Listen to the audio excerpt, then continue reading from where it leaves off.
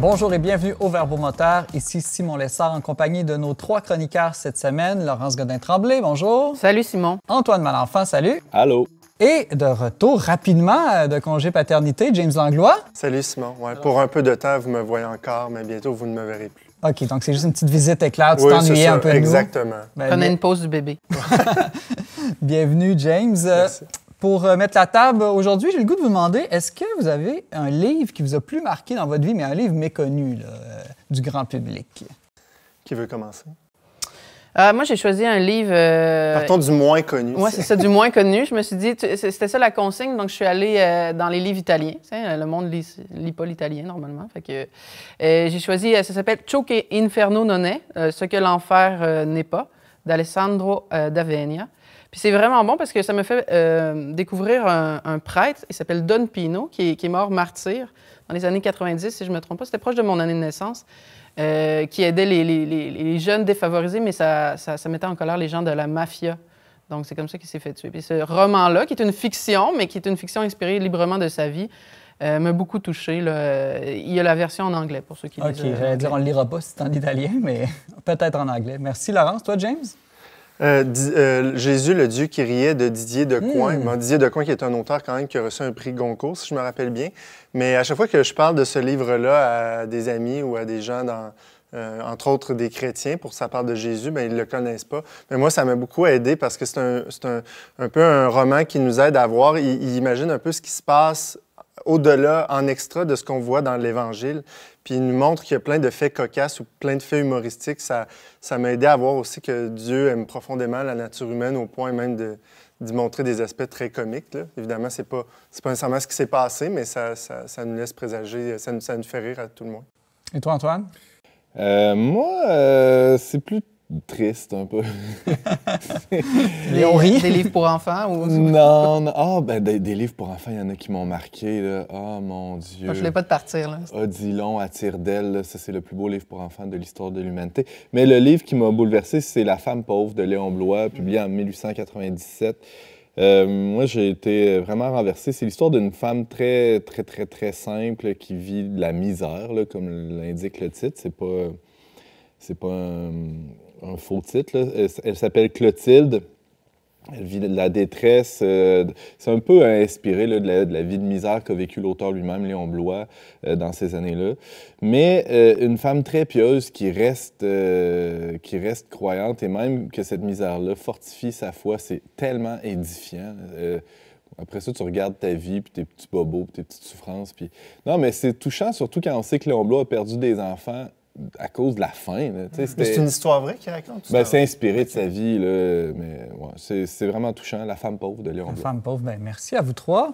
C'est très intéressant. Aujourd'hui, durant la prochaine demi-heure, nous discuterons ensemble du Parti québécois qui veut miser sur les robots, imaginez-vous, sur les robots plutôt que sur les immigrants pour s'attaquer à la pénurie de main-d'œuvre. Les robots peuvent-ils nous sauver de la crise démographique?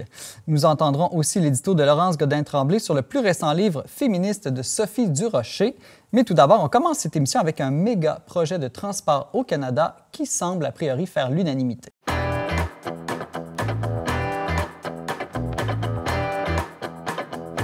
On apprenait cette semaine que le gouvernement canadien de Justin Trudeau souhaite aller de l'avant avec le projet d'un train à grande vitesse entre Québec et Toronto, donc un TGV. Antoine Malenfant, est-ce qu'un grand projet comme ça, c'est réaliste? Quels détails on connaît en ce moment sur ce projet du gouvernement fédéral? Bien, c'est réaliste. On peut faire n'importe quoi hein, quand on a un budget illimité, quand on peut s'endetter à l'infini. Est-ce qu'on a des détails? Très peu à ce jour. L'échéancier est assez flou aussi, là, mais on peut imaginer facilement qu'une première pelletée de terre d'ici 5 ans, puis le projet pourrait peut-être voir le jour, au moins le tronçon principal, autour de 2040. Là, on va déjà être vieux, Simon, rendu à ce moment-là. Parle pour toi. Merci, Laurence. Très sympathique de ta part. Plusieurs ont dit que c'est plus une sorte de promesse électorale qu'un réel projet, en fait. Ouais, c'est vrai que on a l'impression que ça sort d'un chapeau, mais Ça a déjà été discuté dans le passé, là, dans la dernière année. Entre autres, il y a même été question d'un train à grande fréquence. Là. Il y a un organisme qui a été mis sur pied via TGF, là, qui est une sous-branche de Via Rail. Bon, il y a comme déjà du travail qui est entamé, donc ça sort un peu de nulle part, mais c'est vrai que c'est un contexte où on est à l'aube là, d'une élection, clairement. On connaît, par contre, le budget, ou du moins, il y a des premiers chiffres là, qui ont coulé. On parle d'un projet de minimum 100 milliards de dollars. Okay? Ça risque d'être plutôt 120 et possiblement jusqu'à 200 milliards, parce que le 100 milliards, disons, c'est pour le tronçon principal, Montréal-Toronto, mais on va étirer probablement de Québec jusqu'à Windsor. Et là, moi, je me suis dit 200 milliards pour aller voir le palais du roi Charles en Angleterre, c'est pas si pire, tu sais, mais non, c'est Windsor en Ontario. Fait que point. Fait que là, ça fait quand même cher du kilomètre. Là. On parle de plus de 100 millions de dollars du kilomètre pour la construction de ce projet-là. L'argumentaire qui est développé, Simon, c'est pas sorcier. Là. On parle d'aller plus vite. Donc, ça peut atteindre jusqu'à 300 km/h, un train à grande vitesse. Ça permettrait de faire Montréal-Toronto, ce qui prend à peu près 5 heures 3/4, là, s'il n'y a pas trop de trafic. On coupe la poire en deux, ça prendrait environ 3 heures pour faire ce trajet-là. Il y a bien du monde qui sont excités de ça. On verra peut-être l'envers de la médaille dans quelques instants. Un autre argument qui est évoqué, Simon, c'est... ça, c'est intéressant, c'est qu'on serait le seul pays du G7 à ne pas avoir d'infrastructure semblable. Okay, donc, il faut faire comme les autres. Ben moi, j'ai l'impression d'être dans une cour de récré, là, où tu as l'enfant qui revient à la maison puis qui dit hey, « Je suis le seul qui n'a pas de Pokémon. » Puis là, les parents disent « Ben oui, il faudrait bien t'en donner un, toi, tout. » Mais ça vous fait pas ça à chaque fois que vous allez en Europe, non? En tout cas, moi, j'ai vécu en Italie, puis dès que tu prends le train à grande vitesse, t'es là, pourquoi on n'en a pas? Là? C'est tellement... Moi, j'ai entendu cette mesure-là, puis j'étais plutôt favorable. Je me disais, enfin, il me semble surtout le corridor Québec-Windsor, je vois pas pourquoi on n'aurait pas déjà ça. Même en avion, c'est plus long que ça, se rendre à Toronto. Ben, c'est pas pour rien que la plupart des Canadiens sont pour ce projet-là, Simon. C'est même, tu l'as dit en introduction, il y a une espèce d'unanimité. C'est difficile d'être contre la vertu, là, ça semble tout beau. Même, il y a des aspects écologiques. Là, on va brûler moins de gaz si on fait ça. Quel serait l'envers de la médaille? Tu l'as évoqué tout à l'heure. C'est ça. C'est un peu subtil, là, Simon, mais je pense que tout l'engouement qu'il y a autour de ce projet-là part d'une espèce une valeur qu'on partage tous, que la vitesse, c'est bien. Aller vite, c'est un gain parce que ça nous permet de sauver du temps pour faire d'autres choses. Pour faire, je ne sais pas quoi, qu'on va faire dans ces 3 heures-là, qu'on va sauver là, entre Montréal et Toronto. Mais là, multiplie ces 3 heures-là par toi, moi, James, par les millions de personnes. On parle jusqu'à 30 millions de personnes qui peuvent utiliser ce corridor-là par année. Donc, multiplie toutes ces heures-là, c'est des gains de productivité inouïs. Mais on court après notre queue, Simon. C'est ça le problème. C'est que, connaissez-vous des gens qui disent pas que tout va trop vite ces temps-ci? Non. On est épuisés. Ma belle-mère, mais on n'a peut-être pas que je le dise. On la salue. Tout le monde est tanné de courir. Tout le monde est tout le monde... Moi, sérieux, tout le monde que je côtoie dit je suis épuisé, tout va trop vite. On est dans une espèce de processus d'accélération. C'est un concept qui a été beaucoup développé, pensé par le philosophe Hartmut Rosa, qui dit on est dans une spirale et on y contribue. On est un peu schizophrène parce qu'à la fois, on s'en plaint, mais à la fois, on est prêt à dépenser des centaines de milliards de dollars pour aller toujours plus vite.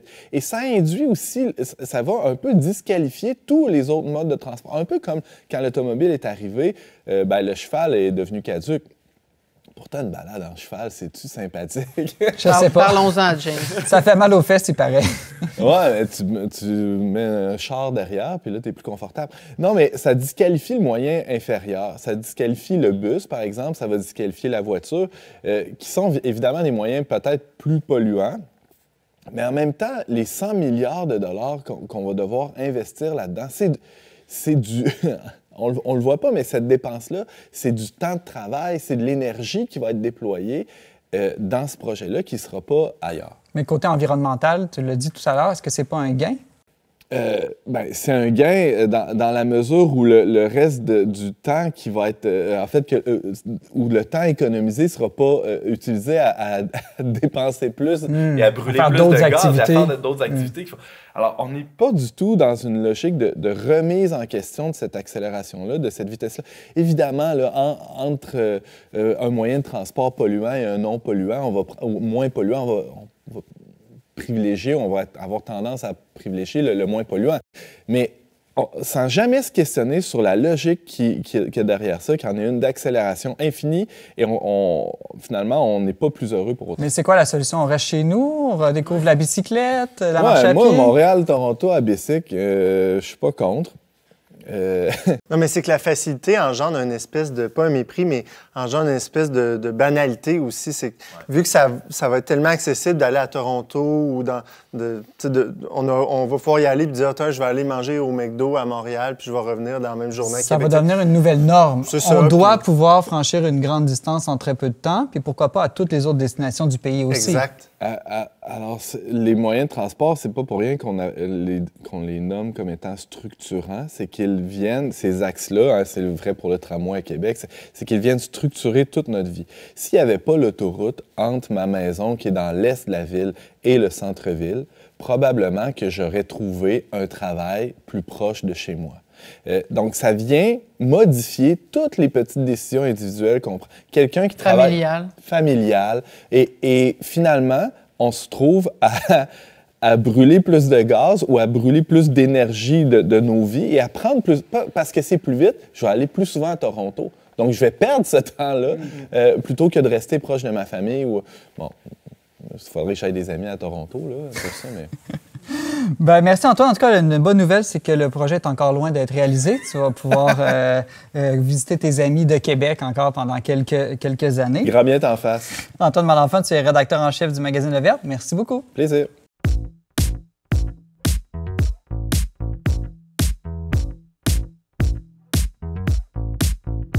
La chroniqueuse du Journal de Montréal, Sophie Durocher, vient de faire paraître un nouveau livre intitulé « Où sont les femmes ?» dans lequel elle dénonce les dérives du néo-féminisme. Tu as lu cet essai pour nous, Laurence. Selon toi, est-ce que Sophie Durocher a raison de parler d'une nouvelle invisibilisation des femmes dans l'espace public? Oui, Simon, elle a raison. Pour la première fois dans l'histoire des verbomoteurs, j'ai lu un bon livre, bien argumenté, bien écrit, pas parfait, mais que je recommande pour la première fois. Les femmes, prétend Sophie Durocher, seraient aujourd'hui en voie de disparition. Ben voyons, pourtant des femmes, il y en a partout, il suffit d'ouvrir les yeux. Tu contemples justement une femme devant toi, Simon, si jamais tu doutais de... Je la contemple, en fait. Oui. Tu présumes qu'il contemple. Sauf qu'il y a voir et voir. Il y a voir en tant que femme ou en tant qu'autre chose. Comme si tu me voyais, Simon, non pas comme une femme, mais comme une simple porteuse d'utérus. Ou encore ton quota diversitaire pour ton émission. Ou encore pire, une tentatrice. Pour Sophie Durocher, il existe une force dans notre société... Ça peut être les trois en même temps. J'espère que non. Mon mari t'en parlera. Il existe une force dans notre société qui empêche de voir les femmes en tant que femmes. Et non, ce n'est pas le méchant patriarcat, cette fois, qui est dénoncé, mais des femmes. Celles que Sophie qualifie de néo-féministes. Quel problème reproche-t-elle aux néo-féministes? Celle de succomber à l'idéologie diversitaire et ça au détriment de celle qu'elle devait défendre initialement, les femmes. Elle illustre son propos en abordant différents thèmes, la mode des drag queens, caricature ultime des femmes par des hommes, la théorie du genre et ses impacts dans le sport ou la vie politique, ou encore plus intéressant, l'effacement du mot « femme » dans le langage et de ses corollaires. Ainsi, des organismes connus et de renom adoptent l'expression « personne enceinte », trou avant plutôt que col de l'utérus, ou cancer dans la région de la poitrine plutôt que cancer du sein. Bon, remarquez que dans une chronique précédente, moi, j'ai suggéré aussi le mot « moule », mais ça, c'est une autre histoire. Simon, selon ce... C'était de la poésie. C'est de la poésie. Ouais, Simon, c'était pas de nier les mots... Selon Sophie Durocher, il n'y a pas juste l'idéologie du genre qui efface les femmes, le relativisme culturel des néo-féministes aussi. Qu'est-ce à dire? Pour elle, le silence et même la promotion, dans certains cas, du voile et autres vêtements islamistes chez les néo-féministes contribuent à l'effacement des femmes. Ou pire, leur silence devant les avortements sexo-sélectifs, c'est-à-dire quand une femme choisit d'avorter son fœtus parce que c'est une fille. Et pourquoi ce silence?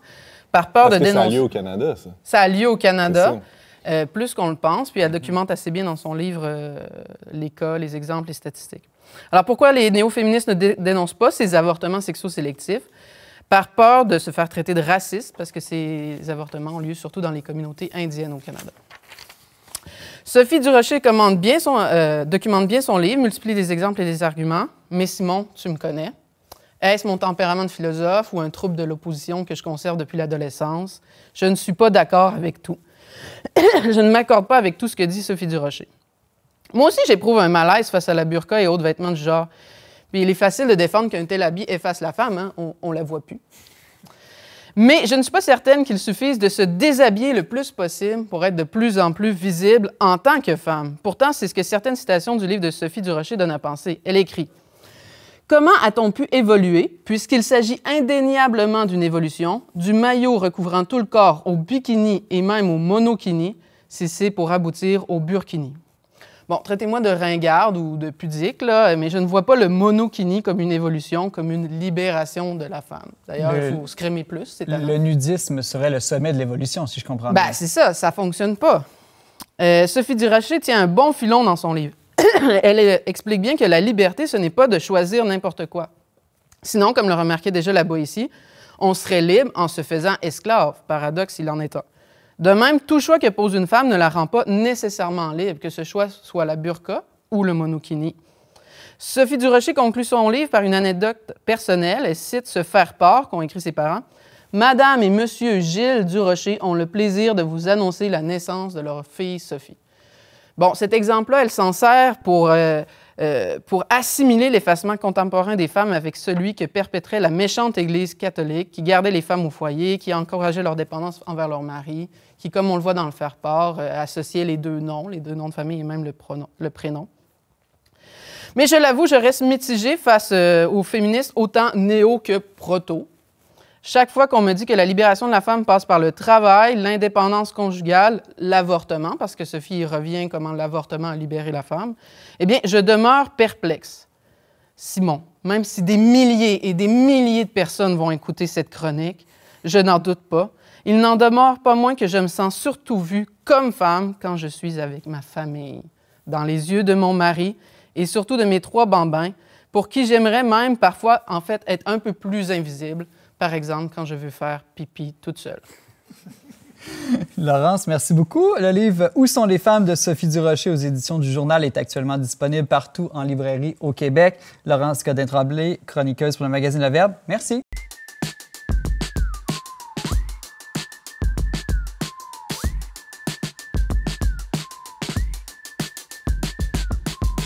La presse canadienne révélait cette semaine que le Parti québécois souhaite miser sur des robots pour combler la pénurie de main-d'œuvre tout en réduisant l'immigration temporaire dans la belle province.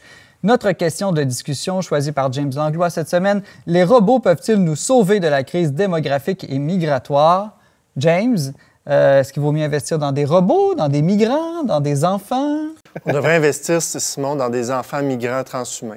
Non, mais moi, je trouve que devenant de quelqu'un qui habituellement était ses opinions d'une manière un peu plus rigoureuse, là, c'est vraiment bancal. Là. C'est un peu mélanger un paquet d'affaires ensemble. D'abord, est-ce qu'il y a un problème avec la natalité au Québec? Peut-être. Je veux dire, il faut dire, moi, je trouve que c'est un angle mort dans son argumentaire. Là tu parles de Paul Saint-Pierre Plamondon, chef du Parti québécois. Paul Saint-Pierre, Paul Saint-Madon. Lui, là. OK? C'est PCP. Tous les immigrants qui viennent ici pour travailler, là, c'est pas pour voler nos jobs, comme certains aiment le dire, c'est parce qu'ils prennent des jobs que nous, on prend pas parce qu'on fait pas assez d'enfants. Donc, en premier lieu. Mais là, est-ce que c'est les robots qui vont voler nos jobs?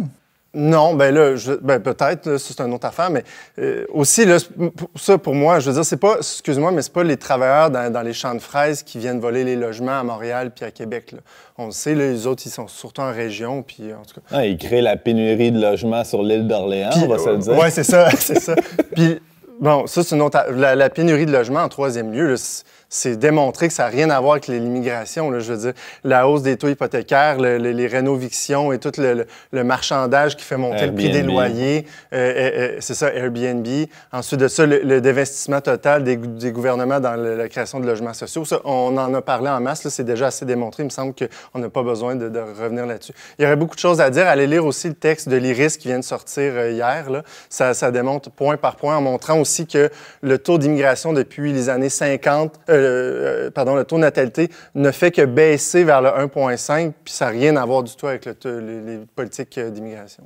C'est fascinant comment, moi, je suis d'accord avec James, là, il y a Paul Saint-Pierre Plamondon a vraiment l'habitude d'argumenter, de bien présenter ces choses de manière posée. Là, je sais pas si c'est parce que c'est l'Halloween, il a pris un gros chaudron de sorcière, il a mis plein d'ingrédients dedans, là, des enjeux sociaux. Sans aucune donnée. Il a tout mélangé ça a fait une espèce de grosse soupe verte bizarre. C'est fascinant. Moi, je suis toujours un peu mal à l'aise quand on parle de natalité ou d'immigration, comme en réduisant ça à des chiffres, quand les gens font un bébé, c'est pas pour régler un problème de main-d'œuvre. Quand quelqu'un traverse la frontière, plusieurs frontières, part du Sud, de l'Amérique du Sud, pour venir ici, c'est pas dans une optique. C'est comme tellement réducteur de tout mettre, de tout réduire nos problèmes soit à la main-d'œuvre ou au logement. C'est tellement plus complexe. Oui, puis les gens, ils font pas d'enfants parce qu'ils n'ont pas de logement ou il n'y a pas de place dans les CPE. Voyons, non. Quand est-ce que j'ai jamais entendu personne dire moi, je n'aurai pas un autre enfant parce que j'ai peur de ne pas avoir de place dans un CPE? Ben, les mamans disent ça. Là. C'est peut-être moi j'en fréquente, puis ils vont dire, mettons, c'est ça. J'ai peur de ne pas avoir de place. C'est ça, j'ai peur d'en avoir un deuxième parce que j'ai pas à avoir de place, mais je dirais. Où j'ai déjà lu le témoignage d'une femme qui avait avorté parce que, mettons, son chum avait perdu son travail juste avant ou des choses comme ça. Donc, les gens, il y en a là, qui prennent des décisions du point de vue économique, mais ce qui contribue à cette pensée-là, je pense, c'est justement de... C'est comme si, à travers ces mesures-là, on dit aux femmes que ça prend vraiment de bonnes conditions économiques pour avoir un enfant, puis c'est vraiment... périlleux, etc. Alors que quand on le fait, on se rend compte des fois qu'il y a une expression française, je pense qu'un enfant vient toujours avec sa baguette, là, sa baguette de pain. Là. Ouais. Comme quoi, finalement, c'est moins compliqué qu'on pense, c'est moins difficile financièrement qu'on pense. En tout cas, et de fait, moi, c'est mon expérience aussi, mais de fait, je pense qu'au Québec, il y a une donnée qu'il faut se rappeler, dont on doit se rappeler, c'est que la plupart des couples aimeraient avoir plus d'enfants. Et on parle de liberté reproductive, de santé reproductive, de comment le projet parental est important, mais finalement, il y a plein de gens qui s'empêchent d'avoir le nombre d'enfants qu'ils souhaiteraient, pour toutes sortes de raisons.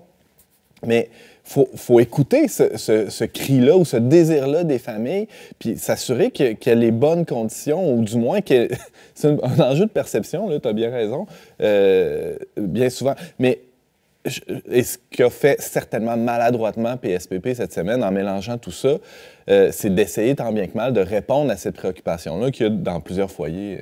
Mais à tout le moins, c'est méritoire au sens où ça a ramené la question de la natalité peut-être d'avant-plan, là. Ce qui est toujours un peu malaisant au Québec parce qu'on sait, on a cette idée, les politiques natalistes. D'ailleurs, je pense qu'il y a beaucoup de monde en ce moment qui l'accusent de faire un peu le gars conservateur qui veut ramener les femmes au foyer pour faire des enfants, alors ça n'a rien à voir. C'est très social-démocrate, en fait, d'inciter les familles à vouloir avoir des enfants. Là, mais... Moi, ce qui m'étonne là-dedans, c'est que là, on veut remplacer les migrants par des robots, puis les migrants venaient déjà remplacer les enfants qu'on ne fait plus, mais jamais on remet en question le fait que c'est pour produire plus, garder un mode de vie matérialiste basé sur le confort, toujours plus de services et de biens. C'est au service d'un mode de vie très capitaliste et consumériste. Et il me semble qu'on réduit les êtres humains, qu'ils soient enfants ou immigrants, justement à des robots, à des machines productives. Et on ne remet jamais en doute que peut-être que le bonheur individuel et collectif n'est pas ici au niveau de la croissance économique, mais peut-être redécouvrir la richesse des liens. Puis la richesse des liens, ça ne sera pas avec plus de robots au Québec. On voit les choses à l'envers souvent. En tout cas, moi, mon expérience comme père de famille nombreuse, c'est que la famille nombreuse est anticapitaliste bien souvent. C'est qu'elle exige une simplicité et de la réutilisation, de la créativité, un rythme de vie différent. J'ai toujours su que tu étais marxiste. Oui, et c'est pour ça que je fais des bébés. Parlez-en à ma femme. Non, mais Et peut-être que si les gens s'ouvrent peut-être à la possibilité d'un autre enfant, vont découvrir que finalement, la vie, souvent, on se la complique parce que c'est un peu contre-intuitif, là, tout ça. Vous vous demandez où je m'en vais, là. Mais moi aussi. Mais c'est un peu contre-intuitif que d'avoir plusieurs enfants, ça aide, ça simplifie la vie, mais c'est mon expérience. La question est lancée pour ou contre les robots, les migrants, les enfants. C'est une vaste soupe, comme a dit Antoine. Et évidemment, la question peut continuer à être débattue sur les réseaux sociaux, entre autres sur la page YouTube du Verbe Média. Donc, on vous invite à nous écrire pour participer à la discussion. Et vous pouvez aussi nous écrire à verbomoteur@le-verbe.com.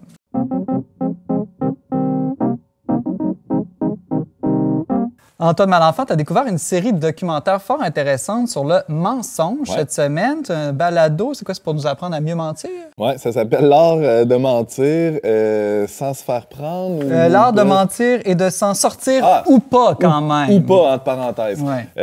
Ben, je me suis dit, ça peut toujours être utile, ça, si jamais j'ai des choses à cacher à quelqu'un.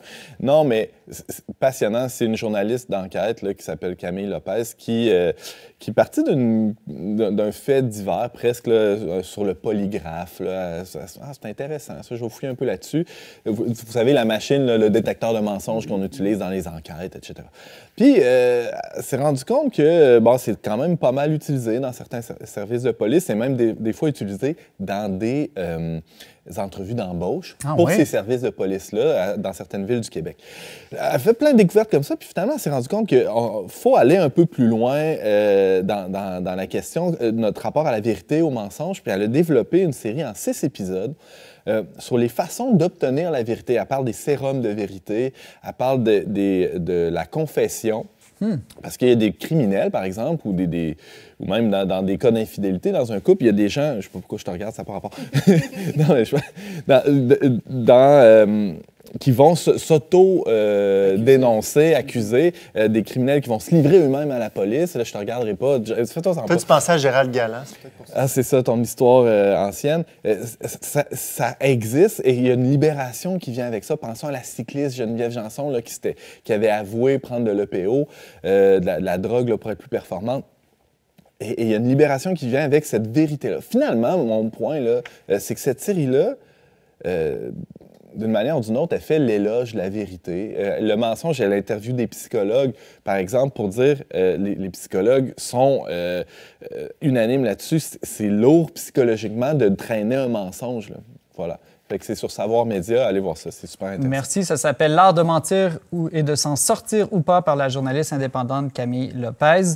On se laisse cette semaine sur la chanson « Soyez fiers » du trio les Hey Babies, originaire de la province du Nouveau-Brunswick. C'est tiré de leur nouvel album « Tintamarre », sorti le 4 octobre dernier. Je remercie Barthélémy Rieu et Marianne Martin à la technique. C'était Simon Lessard à l'animation. On se donne rendez-vous la semaine prochaine pour un autre épisode des Verbomoteurs.